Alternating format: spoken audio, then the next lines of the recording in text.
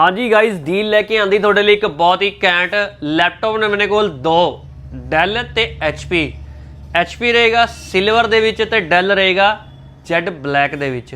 दोनों रहणगे i5 7th generation 8GB RAM ते 256GB storage दे नाल। कंडीशन करो चैक वीरे पहला एचपी दी कंडीशन मिलूगी बिल्कुल ही गुड कंडीशन मिलूगी। कंडीशन रहूगी बिल्कुल ही प्यारी जी ते लाइट वेट दे विच लैपटॉप है, सोहना जिहा लैपटॉप है। तो हुण डैल की कंडीशन चैक कराने हैं। टॉप की कंडीशन रहूगी बिल्कुल ही घैंट सलीक जी कंडीशन है लैपटॉप की ते बैकलाइट कीबोर्ड के नाल है।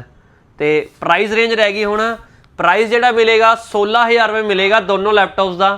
ठीक है, पर लैपटॉप 16,000 रुपये जी, दोनों का रेट नहीं है। 16,000 रुपये भी डील मिल जाएगी थोनों। लैन लई तुसीं विजिट कित्थे करना थोनों पता ही है, आरके इंटरप्राइजेस पटियाला। लैपटॉप के नाल 4 ਤੋਂ 5 ਐਸੈਸਰੀਆਂ बिल्कुल रहणगीਆਂ गिफ्ट। सो फटाफट चक लो डील।